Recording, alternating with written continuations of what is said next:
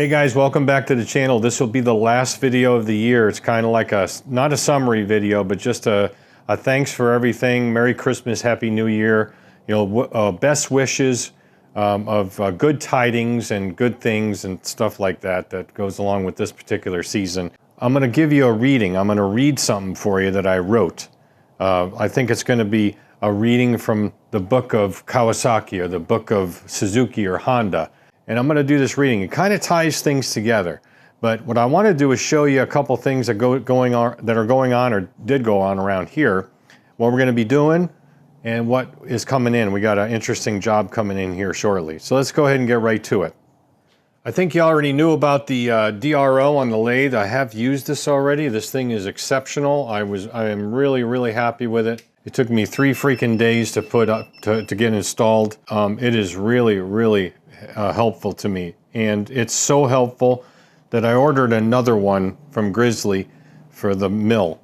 It's going to be the same display, I'm pretty sure, with the 3 axes, but only going to use 2 X and Y. I'm gonna just because we already have the Z one. Well, it's not on here now. I worked on this today. The bracket I made for this was kind of flexing, and I was getting an unreliable reading on that Z axis, the quill. I'm sorry, the Z axis. I don't get that Z crap, but okay, the Z axis. So what I did was essentially rebuilt it.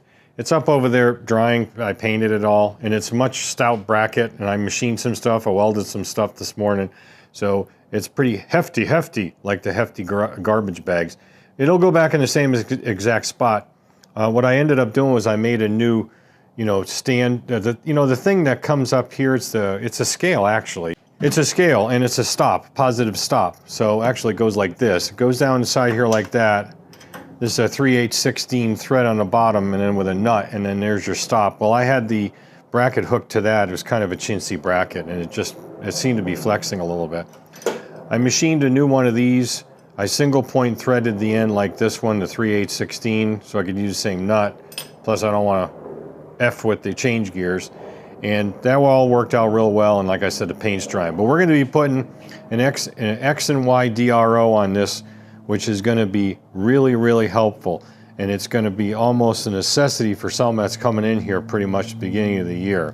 But let me talk about the CB750 and the KZ1000, which were the most recent videos that went up on the channel. As you can see, the lift is empty. Those 2 bikes are gone. They went yesterday.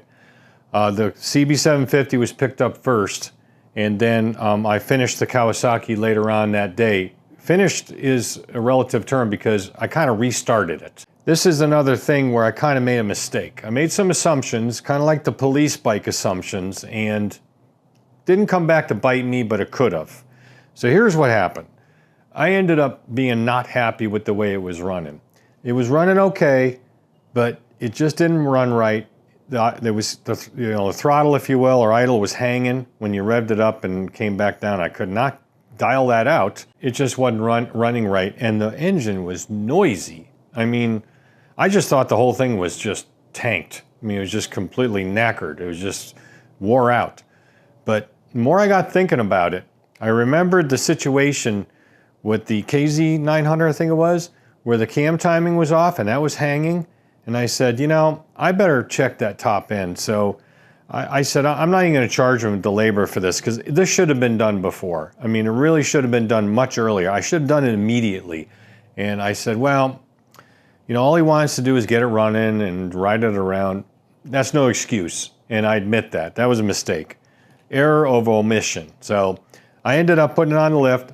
I pulled the tank, pulled the head cover off. Luckily, the gasket remained intact, because somebody put the gasket down correctly this time, where it's only adhered with gasket glue on the underside of the gasket, between the gasket and the head, not between the head cover and the gasket itself. So the head cover come right off.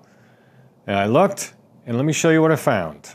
This is the idler gear that goes on the top. The cam chain comes down from intake, goes underneath that, and then over to the exhaust. So it essentially keeps it at that angle and is part of the tensioner, assembly, if you will, or the tensioner design. This was the gear for that. And you can see, this is a rubber dampener gear, and this is completely separated. And I reached up while this was in situ, and I wiggled this gear, and I'm like, what the hell? And then I bar the motor over, and the chain is like, not jumping, but it's like slacking, and then I'm like, holy crap, I have been running it like this. Naturally, I immediately set it on top dead center for number 1. I checked the timing marks, they were fine. And I took this off, I counted the number of links over to the intake, 28 links, that was fine. So it never jumped time. That's the reason why this thing was so noisy. You think? So that was a really boneheaded thing to not do earlier. That could have been catastrophic. So I talked to the customer, he said, go ahead and fix it. I ordered an OEM one from Z1 Enterprises. And I ordered their, they're actually aftermarket, you know, the blocks that these things sit up on. These are the ones that are petrified. I can't find the OEM ones or even the aftermarket ones people machine or something. I could have machined them myself, but I ended up buying those. And I did some machining on them because the thickness of those when they're pressed, when they're between the actual bracket itself, you know, because they sandwich the bracket, was the same as, or pretty much the same as when I measured this. So I knew they were right. I just machined them and they take the original locating pins and it worked out real well.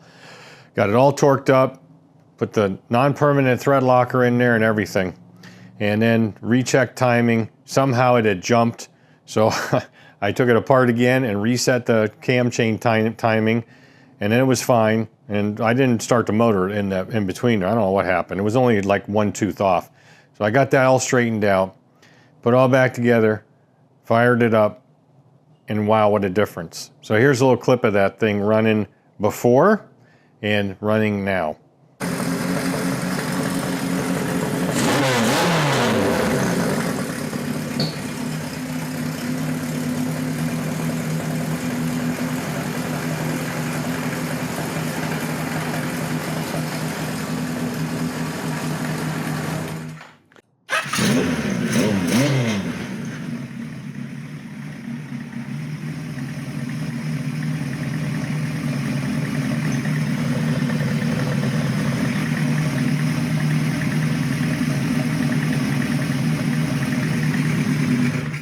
So like I said,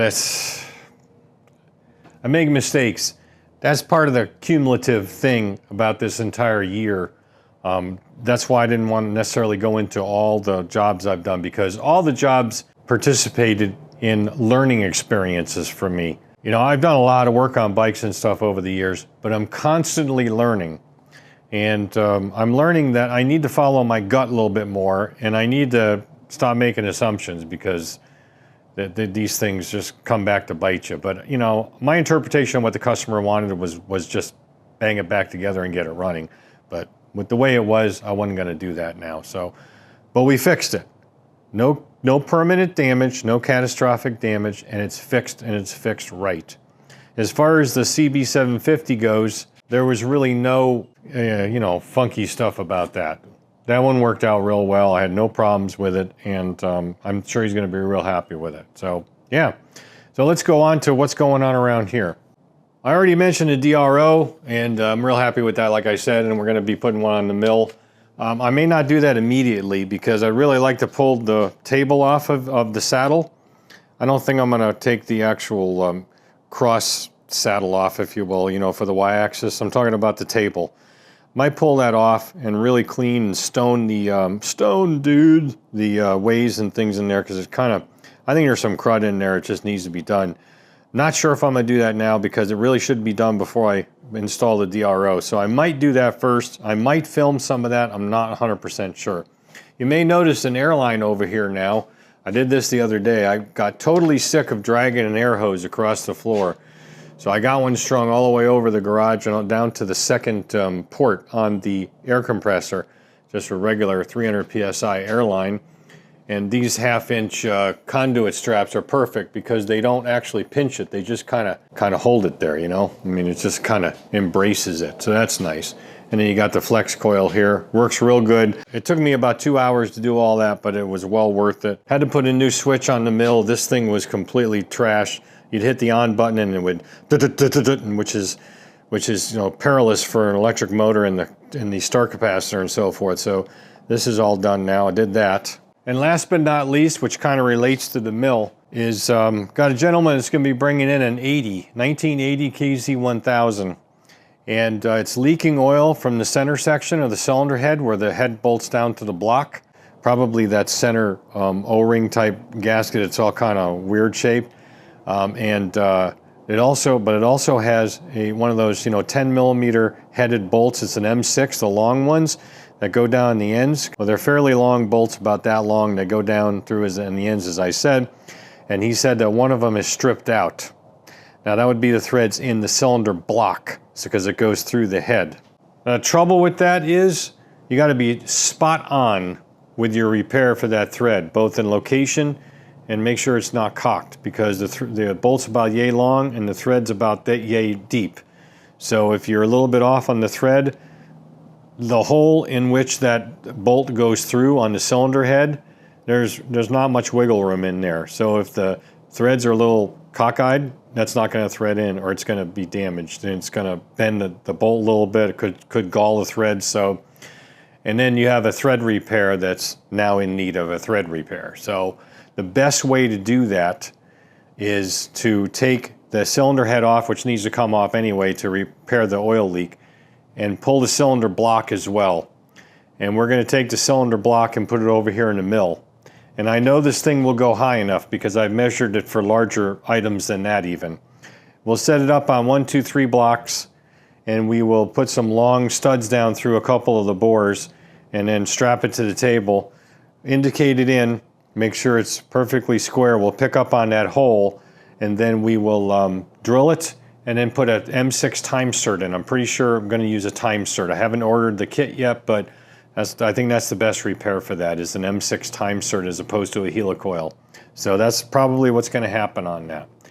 But that's one of the reasons why I want to get the Drro for jobs like that, because if you're in this situation and it's time for a tool change, it sounds like a song. Well, anyway, if it's time for a tool change, and since it's not a knee mill and you can't drop the knee mill down, or the knee of the mill down, you have to raise it up. You lose your concentricity to whatever you were lined up to. But if you got a Drro, you just zero the X and Y. You swing the table out of the way, or pull the saddle back, whatever you want. Do your tool change, go back to zero. You're in the exact same spot. So that's one of the reasons why I want to do that, because that's going to require some precision. I'm sure some guys are going to be like, oh, I've just drilled that. I used the cylinder head as a guide and I run the drill down through it. We're not doing that. That's amateur. We're going to do a professional, and we're going to put a time cert in. That's what's going to be coming in. Again, one of the main reasons why I wanted to get a Drro on this is that and some other jobs similar to that. Okay, so second to last, the last thing is the reading I told you about before, which we're getting to, you're going to love it, is the unfortunate situation with the Voyager. You saw the Voyager sitting right here for the longest time. Voyager's out there now. We'll take a peek and kind of do that to it, because that's unfortunately where it's at. This is a sad story. Where'd it go? Oh, here it is. The customer is going to most likely scrap this or try to sell it for scrap or parts. The reason is the cooling system is completely corroded out. I drained the coolant out of it, and it was that color browns, like that diarrhea, and it was no coolant, it was just water. And the other problem is underneath here, which I don't think I can get at right now because this cover's on, there's a thermostat housing in there where the filler neck, which is underneath here for the radiator, goes down directly into. The thermostat's in there and it bifurcates off to a couple other hoses. That literally has a hole rotted in it. And the whole cooling system just looks completely shot. Customer got tires sent to me and everything, and unfortunately, because they were going to go on this. In my opinion, after evaluating everything about the cooling system and so forth, and I'm going to have to do a complete cooling system shotgun on this, which means I got to pull everything off, the water pump off, I got to pull all the hoses off. The hoses are shot anyway. They need to be replaced. Not all of them are available. It would be a big job, plus the carb work, which I already started, and plus anything else. I gave him a number and he said he's not willing to do that. So I'm sad about it, but I can't really do anything else. I think that there's a lot of corrosion in there. The radiator was supposedly replaced by the young man he bought it from. He bought it at a garage sale, and it was sitting for 10 years. So Like I said, there was no coolant in there, just water. So I don't know how much corrosion is going on inside the motor. I had to tell them, if it was me, I'd walk away.